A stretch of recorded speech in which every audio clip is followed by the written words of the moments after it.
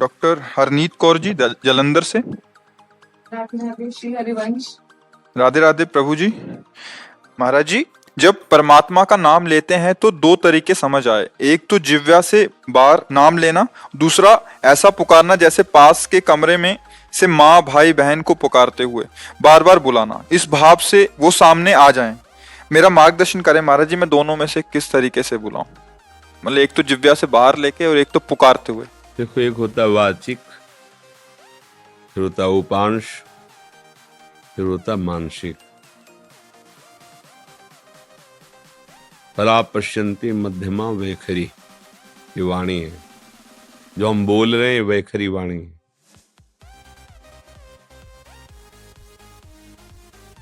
ये उपांश है, चल रहा है। ये मानसिक है, बिल्कुल शांत मन, शांत इंद्रियां, और वो परावाणी से भजन हो रहा है। तो हमें अपनी स्थिति देखनी कि हमारा भजन कहाँ से कहाँ तक पहुंचा है। यदि हमारा थोड़ा मानसिक जप करने के बाद मन भाग रहा है तो हमें मानसिक जप पे ज्यादा नहीं टिकना चाहिए, हमें तुरंत वाचिक पर आना चाहिए। भाग रहा है ना, अब वो बनेगा नहीं सही। अगर हमारा मन थोड़ा हमें सहयोग कर रहा है तो उपांश जप में आ जाना चाहिए।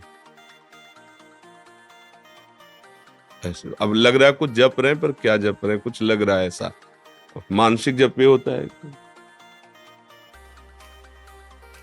सामने मंत्र है, कान में सुनाई दे रहा है, आंख में एक एक अक्षर जमा हुआ है, और अंदर से परावाणी से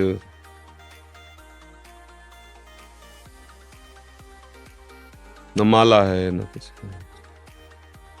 उठते बैठते चलते फिरते हर समय हो। पर ये सिद्धों की स्थिति होती है, साधक को करना होता है।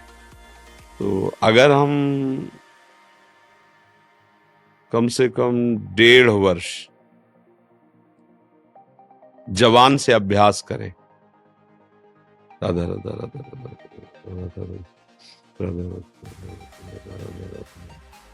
बिना प्रयास के उपांश चलने लगेगा।